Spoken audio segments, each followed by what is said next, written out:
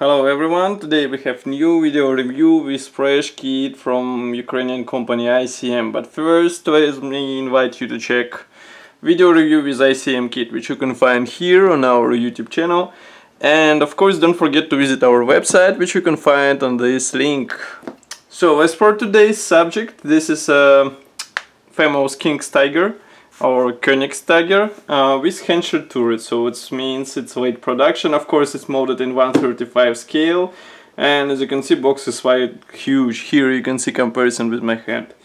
On the front we have this beautiful box art, and it's the same as it was announced in the Nuremberg. I hope you remember the moment when we showed the model box art and also shared some info about this kit.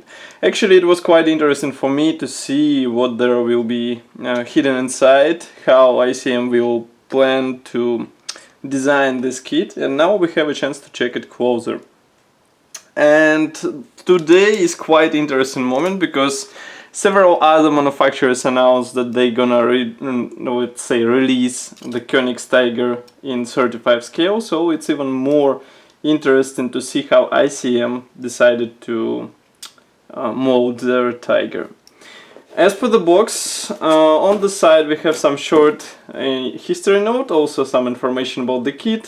There are only 264 parts, which is not that big, I would say, especially for the 35 scale. And on the other side we can see marking, one of the marking options which are included into this kit. As you can see, it's a winter camo tank, which looks quite nice on the box art. Here it is. This is a top opening box. Just give me a second to open it. And inside again we have a sturdy white cardboard box, which should ensure that everything is intact inside. Now let's open it, and here what we have inside. Note that plastic sprues are molded out of grey plastic, which is actually a bit unusual. And as you can see, again, all sprues are packed into one plastic bag, even whole parts. So I would rather recommend to check everything before purchase. First let's check assembly manual, which is hidden on the bottom of the box, and then we will dive in and check closer all sprues which are featured in this kit. So, assembly manual. Here we have short history note, some technical specifications of the real vehicle. Next we have parts map, and here also hidden decals sheet, which features symbols for several marking options as far as you can see, but we will see them on the marking guide as usual. So just give me a second and we will check them closer. Assembly manual contains those nice assembly schemes, so you'll know what you have to do. There is no interior detailing, as you saw. There is only main gun copying, and note that a lower hull part should be assembled out of several separate panels. Of course, Konigstiger is famous for its complicated suspension, so you will have to copy it in plastic. I can see that most of detailing is focused on the external surfaces. We have one-piece tracks, which is not that good, I would say. And here we have marking options: 1, 2, 3, 4. So 4 marking options, and one of them can be depicted in winter version. So that's assembly manual, and now we can check plastic sprues. This is a quite big plastic bag. Impressive. So first we have absolutely identical 4 plastic sprues. Here they are. And as you can guess, we have here different suspension parts, so I will show you only one of those. So here we have road wheels. Road wheels are molded as one-piece parts, suspension arms, even exhaust is here. Straight away I can say that attachment point is placed in a bit questionable position, because you will have to be careful while separating it. Here we have separate track links, which should be attached on the turret. And again, it's the same story as in T44 from the same manufacturer. I mean, those plastic parts look excellent, and I don't understand why they decided not to include plastic parts into the kit. Maybe because of the price issues, maybe because of some other reasons, but we have what we have. Now let's zoom camera to wheels. As you can see, they feature very nice molding, and with some careful weathering, washings, you can get an excellent appearance.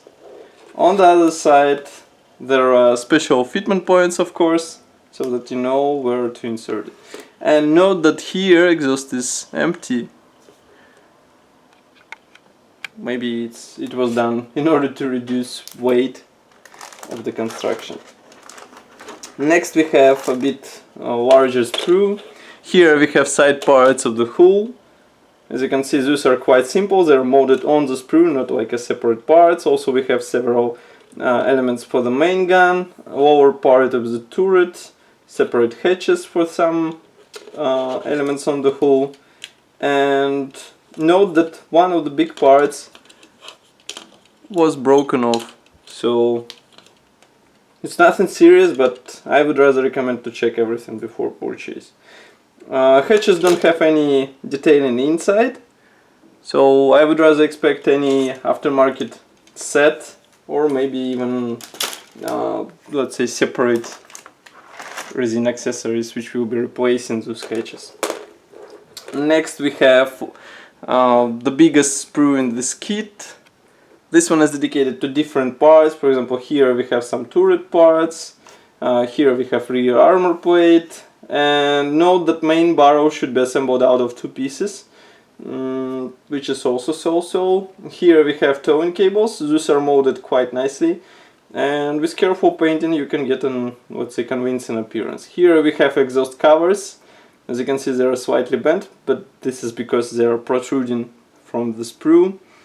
And I don't see any possible molding problems. I don't see any other issues. So we can zoom camera and check parts closer. Here you can see mentioned towing cables.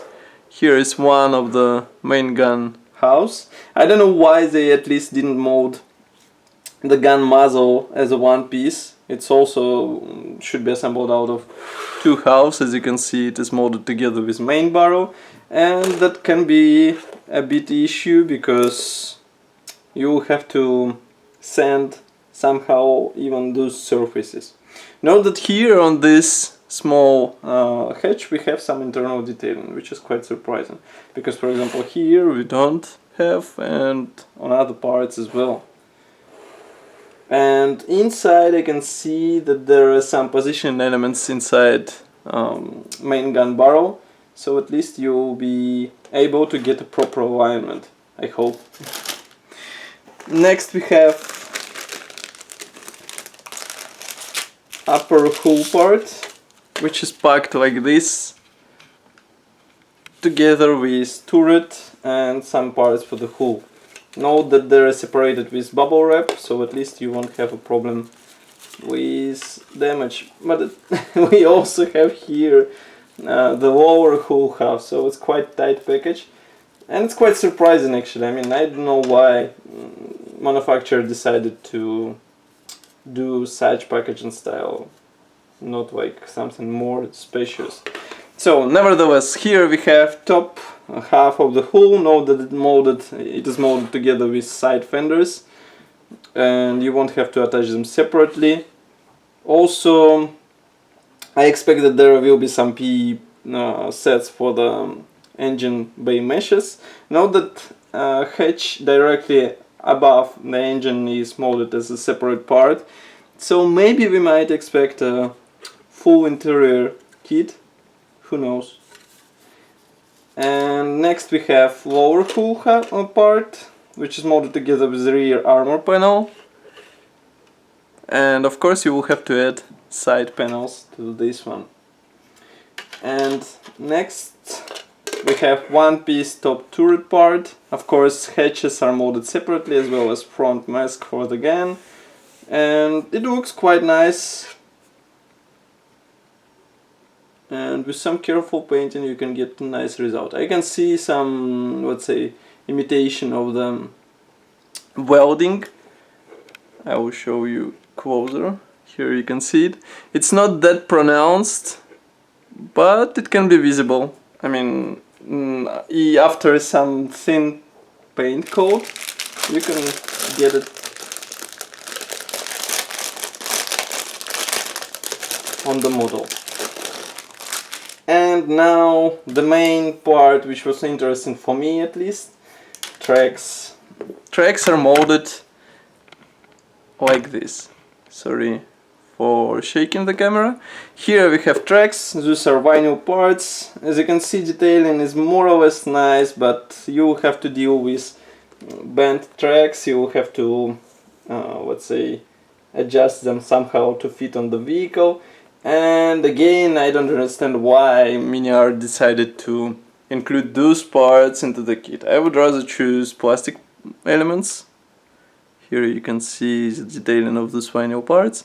I mean, because plastic parts are now featured in every kit, but that's not the reason. The reason is that plastic parts look even more detailed, and you saw plastic parts in this kit, in this particular kit. They have separate track links which look beautiful, but they decided not to feature them as track parts for the tank. So that's what we have here. That's all for this video review. I hope you enjoyed it.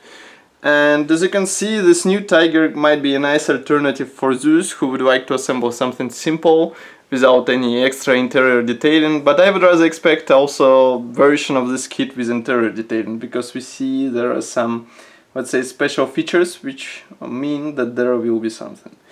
Nevertheless, as usual, I will be happy to hear your opinion in the comment section below. Don't forget to like this video and subscribe to our YouTube channel. And of course, share this review around with your friends. I will be happy to see it in social networks. Thank you for watching, and see you in the next video review as usual.